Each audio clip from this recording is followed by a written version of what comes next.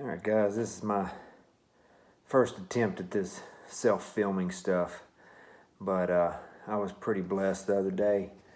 So I'm going to kind of tell you real quick, get the setting going for you before I start the video. But on October the 28th, I was at work and the temperature was, in the 50s, but the wind was blowing 25 mile an hour steady with up to about a 40 mile an hour gust. And if I was to look at the Weather Channel, that would be a day I probably would not hunt, especially out of a saddle. I would just be swaying back and forth constantly. But my reveal cams went off all day long.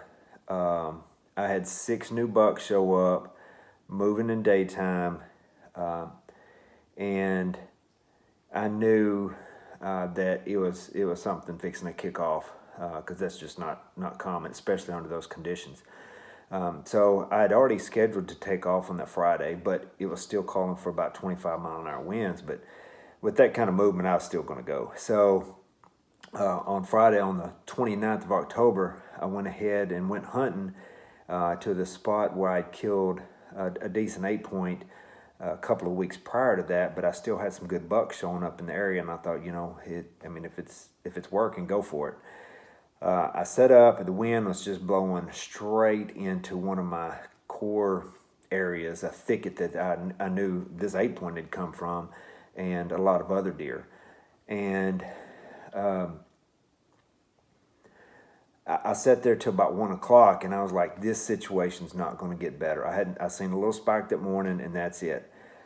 So I knew then if I was going to move, I had to move then to get set up, because on another location I'd been seeing some bucks, some what I would consider maybe my second hit list buck, around 2, 4 o'clock in the afternoon.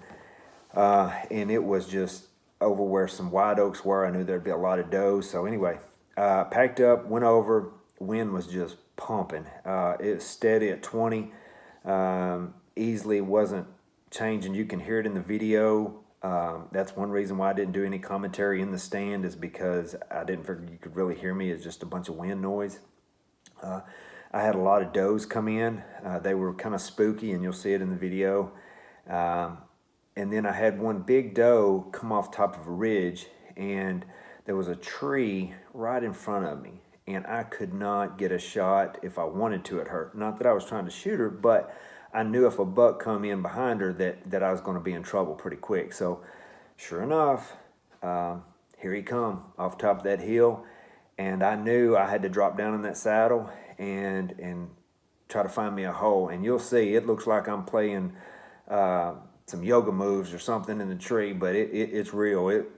It was challenging trying to find a hole, and I didn't make the best shot, because you'll see he was dogging in and out looking for her trail, and he got just a little bit out of my range, but I was still able to pull off the shot. I knew me and a buddy, you'll see a little bit of footage. We actually tracked it that night. We had some decent blood. We got up on a bed, and I knew I needed to back out, so I think we made the right choice. We backed out. I called Donnie Deaton with Pearl, and if anybody from Arkansas knows about Donnie Deaton and Pearl, they're going to put them in the truck, and that's what they did. Anyway, I hope you enjoyed the video, and getting ready for Kentucky.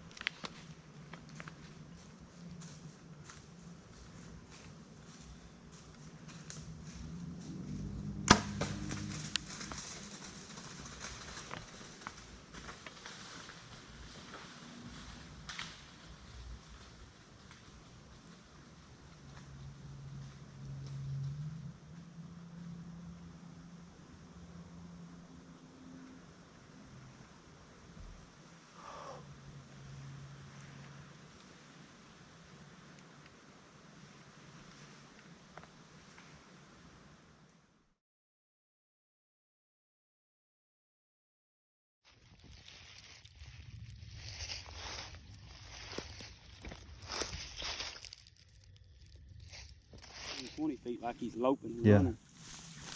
What? What's going on?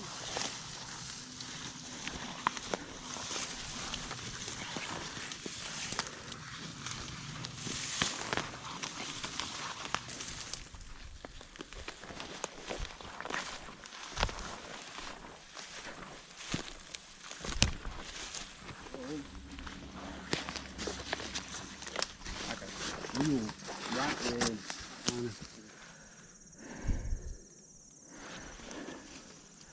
Oh yeah. The last